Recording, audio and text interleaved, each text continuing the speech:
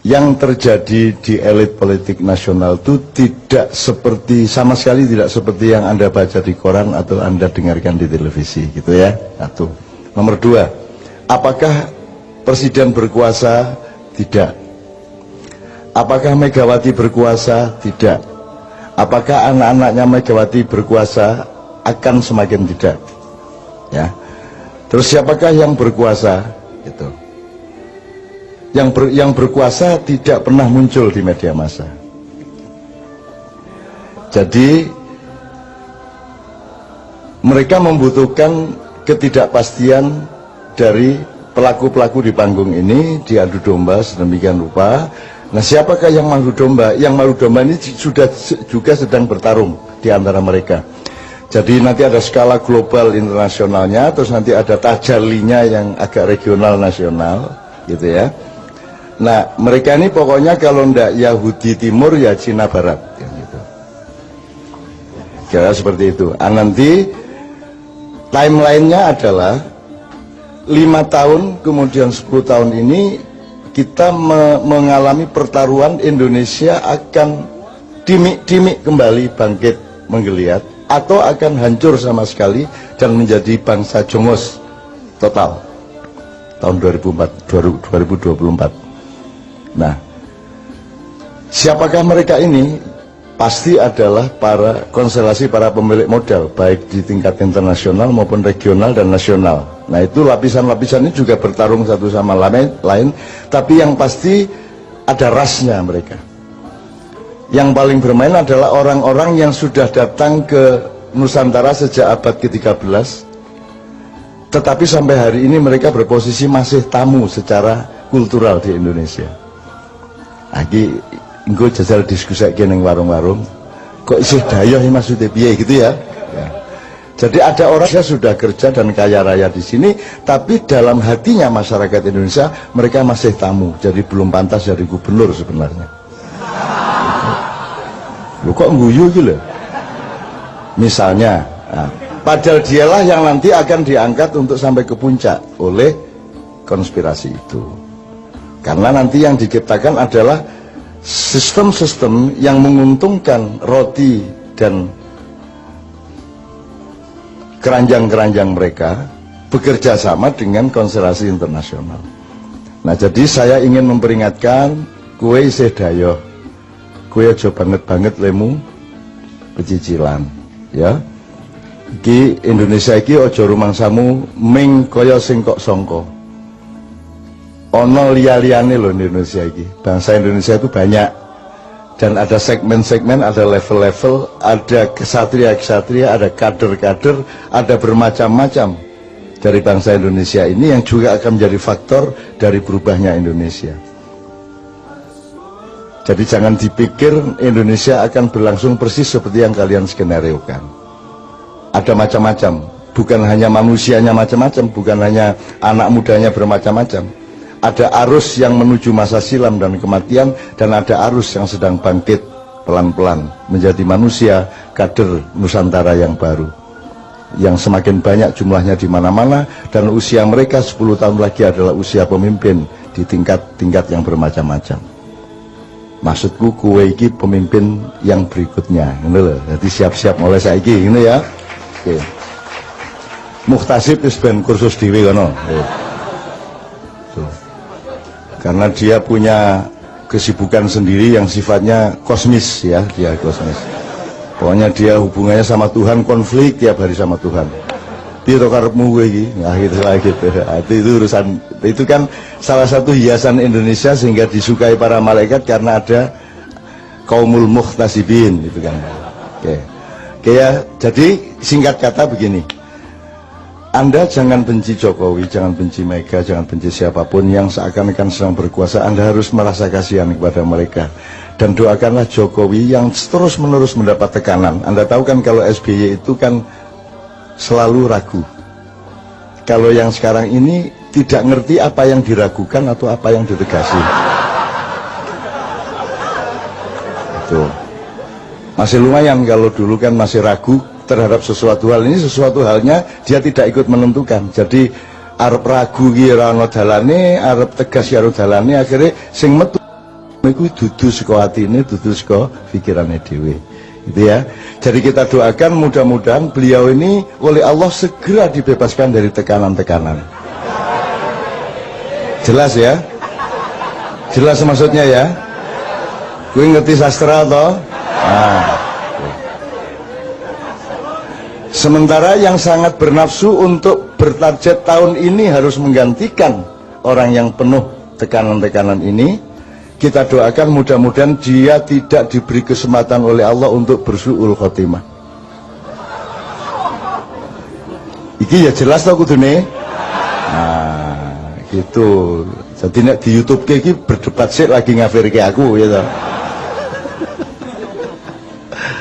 Gitu teman sekalian, wes. Untuk itu emang Anda terpengaruh dengan semua itu kan tidak. Anda kan punya kedaulatan, Anda kan punya kemandirian, Anda punya keyakinan hidup, dan semakin hari Anda semakin tenang dengan keyakinan Anda. Dan Anda tahu rakyat Indonesia kan sama sekali semakin tidak tergantung kepada pemerintahnya. Mau dolar 18.000 gitu, ora berpengaruh kanggone sing nggawa payung ning ngarepe mall kae.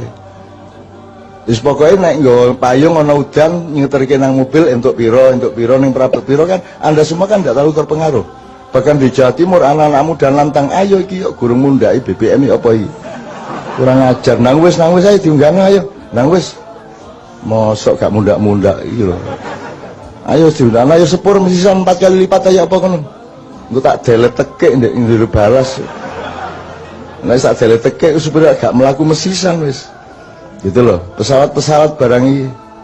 Luwung gimana kita mau bikin konferensi Asia Afrika itu kan Bung Karno punya karya, itu kan konferensi negara-negara non-blok.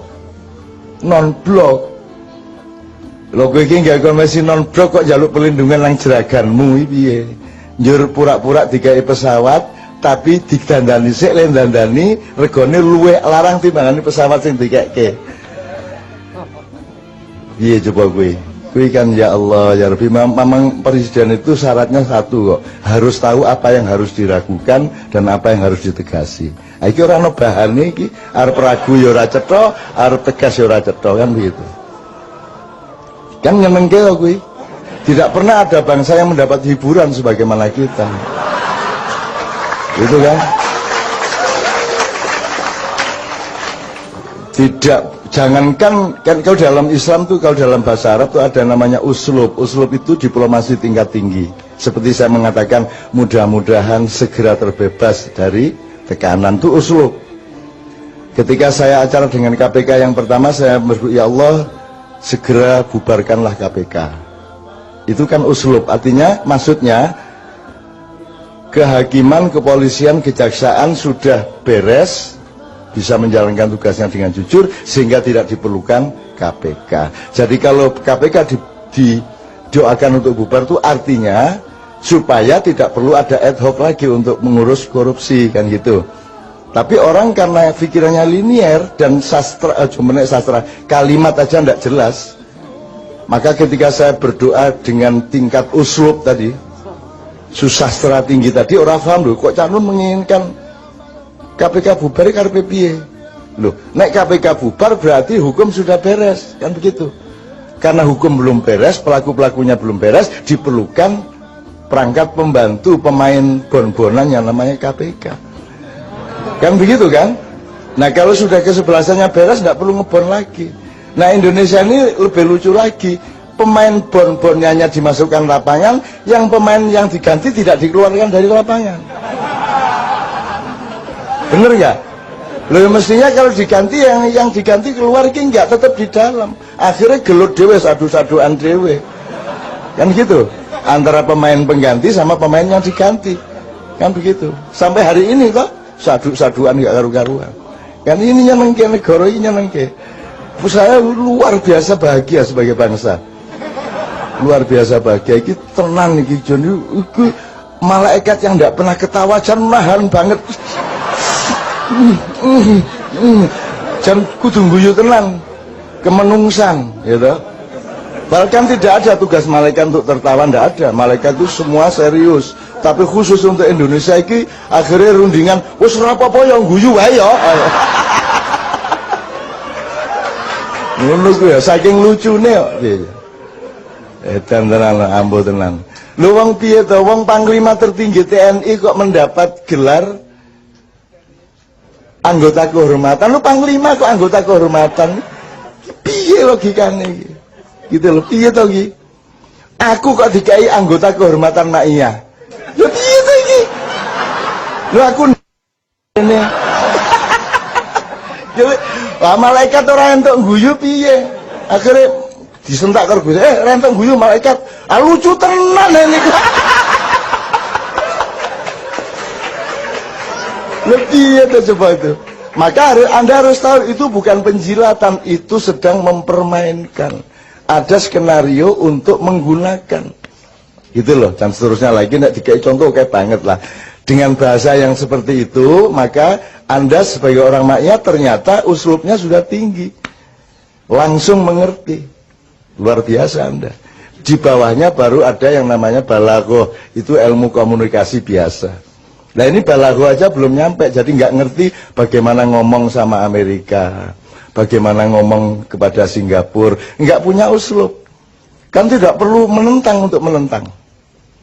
Gitu loh. Kan saya sering sudah kasih contoh yang kecil-kecil toh. Gue nak diajak kerengan iki moro bisi ono. Gue nek kerengan karo aku mesti kalah. Gue semending gue melayu saiki melayu. Akhirnya mesti budina melayu gawe padahal nek kerengan tangan ya kene kalah jan. Itu namanya uslub. Itu puncak dari balaghah ya Ustaz ya. Puncak dari balaghah. Itu teman sekalian. Oke. Lu sekarang itu bagaimana mau balaghah aja nggak ngerti kok. Mosok sambat saya mau dijatuhkan loh sama JK. Loh, kok ngomong ngono lho mbok sing rada bahasa sing rada samar sithik apa piye ngono lho. Sing lelu tapi jenenge lugu kan ya ora mlebu neraka wong lugu. Lugu ora ngerti ya. Yang ngerti ini mebel ya mebel, kayu ya kayu. Wis piye dituntut balaghah ya ora iso. Jadi piye meneh, jadi tolong Anda jangan benci ya.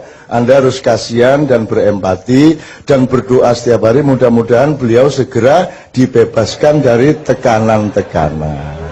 Amin ya rabbal alamin. Supaya hidupnya tentram, keluarganya tentram, istrinya tidak cemas dan anaknya juga selamat dari mara bahaya. Gitu ya. Ono elek ya ngomong, apik to ya.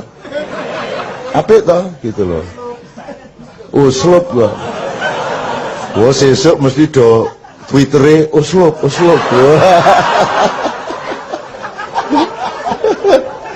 Are-are iki AS Hikam ditawur arek-arek jebol arek-arek.